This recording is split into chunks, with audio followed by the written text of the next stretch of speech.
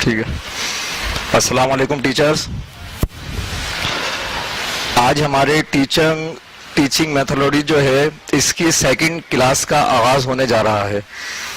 ایک کلاس اس سے پہلے لاسٹ ویک ہو چکی ہے جس کے اندر ہم نے دی لائٹ فاؤنڈیشن کا انٹروڈکشن دے دیا تھا، لیکن کچھ ٹیچرز جو نئے آئے ہیں ان کو میں دی لائٹ فاؤنڈیشن کا انٹروڈکشن دیتا چلوں، جس کے تحت یہ پروگرام کا انعقاد کیا گیا ہے. دی لائٹ فاؤنڈیشن کیا ہے، اس کے مقاصد کیا ہیں؟ دی لائٹ فاؤنڈیشن کا جو ٹارگیٹ ہے وہ لو کاسٹ اسکول ہیں ان کی ٹریننگ.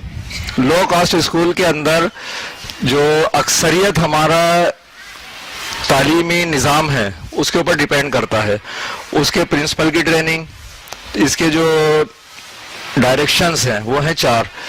سب سے پہلے پرنسپل، دوسرا ٹیچرز، تیسرا اسٹوڈنٹ اور چوتھا پیرنٹس. پرنسپل کی ٹریننگ کے لیے یہ جو لائٹ فاؤنڈیشن ہے وہ کیا کام کرے گی؟ پرنسپل کی ٹریننگ کا پورا انتظام اس کے اندر کس طریقے سے انہی ریسورسز کے اندر رہتے ہوئے اس سسٹم کو چلایا جا سکتا ہے.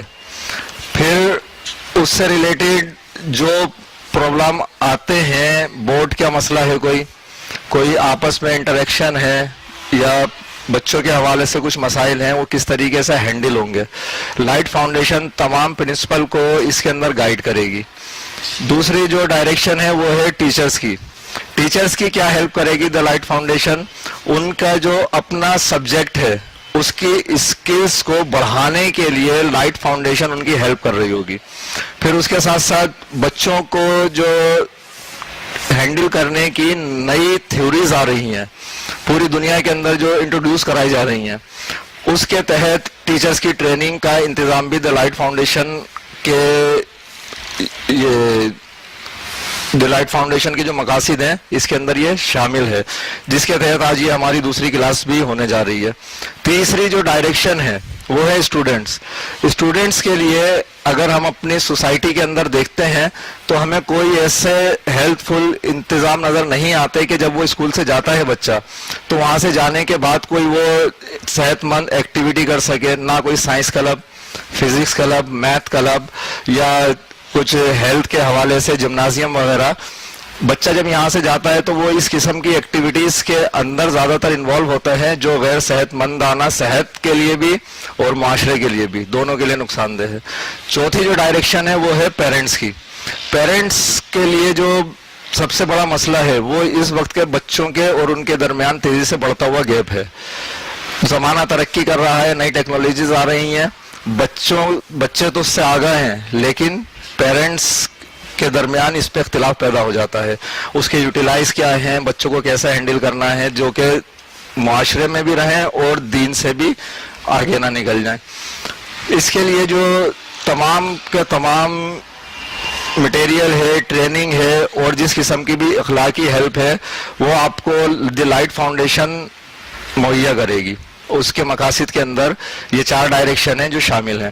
دی لائٹ فاؤنڈیشن کو چلانے کے لیے ابھی ابتدائی طور پر کچھ لوگ ہیں جو ساتھ دے رہے ہیں. اس سے آگے آپ لوگوں کا ہی ساتھ اس کے اندر چاہیے. آپ لوگوں کی مدد سے، جتنے ٹیچرز ہیں، پرنسپل ہیں، ان کی مدد سے ہی اس کو مزید آگے بڑھایا جائے گا اور اس کے پروگرام جو ہے ڈیولپ کیے جائیں گے. دی لائٹ فاؤنڈیشن اس وقت جو چلانے کے لیے سربراہ کے طور پر کام کر رہے ہیں وہ ہے ہمارے سر زاہد علی مغل. سر زاہد علی مغل ویسے تو ایک جانا پہچانا نام ہے لیکن میں ان کا مختصر سا تعارف کراتا چلوں، اس کے بعد پھر میں سر زاہد علی مغل کو بولوں گا کہ وہ یہاں پر آ کے اپنی سیکنڈ سیشن کا آغاز کریں ٹیچنگ کی تھیوری کا. Sir Zahid Ali Mughal M A in physics, M A فلسفی، بی ایڈ، اس کے علاوہ سافٹ ویئر ڈیزائنر. اس کے ساتھ ساتھ مختلف تعلیمی سیمینارز جو ہوتے ہیں وہ منعقد کرنا اور منعقدہ سیمینارز کے اندر شرکت کرنا. اس کے علاوہ جتنی بھی نیو یہ ٹیچنگ میتھڈ آتے ہیں، انٹروڈیوس کرائے جاتے ہیں پوری دنیا میں، اس کے اوپر ریسرچ اور ان تمام کے تمام چیزوں کو جو ہماری यहाँ पर जितने भी रिसोर्सेज हैं, जितने भी ये लो कॉस्ट स्कूल फीस लेते हैं, उसमें रहते हुए वो वाले तमाम मेथड किस तरीके से इम्प्लीमेंट किए जा सकते हैं, इसके ऊपर इनका बेशुमार काम है और इसके ऊपर अनथक मेहनत कर रहे हैं। यहाँ पर मैं दावत दूंगा सर जाहिद अली मुगल को कि सर जाहिद अली मुगल आएं और अपने नेक्स्ट सेशन का आगाज करें।